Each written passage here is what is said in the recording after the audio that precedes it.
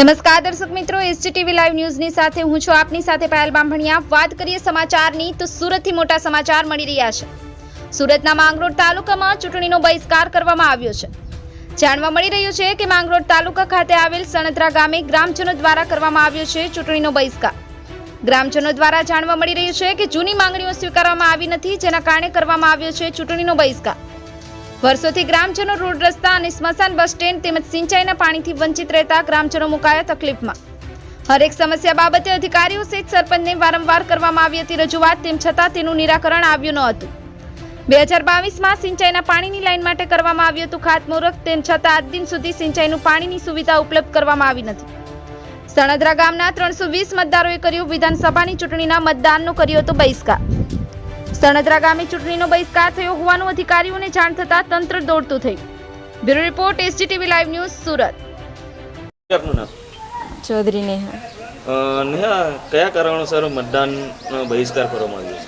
અમારા ગામમાં પાણીની કમી છે। અમારા ખેતી અને પશુપાલન કરીને લોકો જીવન ચલાવે છે, તો પાણીની બહુ કમી છે ને આજુબાજુના ગામમાં પાણીનું એ કઈ વ્યવસ્થા થઈ ગઈ છે, પણ અમારા ગામમાં નથી કરી એ લોકોએ। અમારું ગામ માંગરોળ તાલુકાનું છેલ્લું ગામ છે ને એ લોકોએ કોઈ વ્યવસ્થા કરી નથી।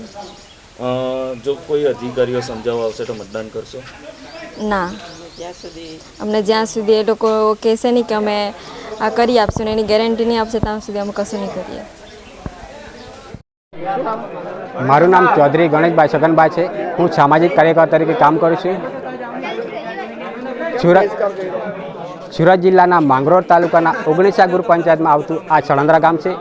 10 થી 12 વર્ષ પહેલાં અમારા વડીલ લોકો અનેક વખત આ રસ્તા માટે, પાણી માટે, બસ સ્ટેશનના માટે અને આઝાદીના 75 વર્ષે પણ આજ દિન સુધી આ શમશાનનો રસ્તો બન્યો નથી અને શમશાન પણ બન્યો નથી। ત્યારે ખરેખર આ અમારા ગુજરાતના મુખ્યમંત્રી ભૂપેન્દ્રભાઈ પટેલને અમારી રજૂઆત છે કે અમે અનેક વખત અનેક ચૂંટણીમાં અમે વડીલો આવતા હતા, નેતાઓ આવતા હતા, અધિકારીઓ આવતા હતા, અનેક વખતે અમે એ લોકોને રજૂઆત કરી છે, તેમ છતાં આ અમારા પ્રશ્નનો હલ થયો નથી। ત્યારે ખરેખર અમે આ મુખ્યમંત્રીને જણાવીએ છીએ આ ગામ તરફથી કે અમારું ગામનું અનેક જાતના વિકાસના કામો બાકી છે, એ વિકાસના કામો થાય એવી અમારે ગામ લોકોની રજૂઆત છે અને અમે આ ઇલેક્શનમાં અમે બહિષ્કાર કરવાના જ છે।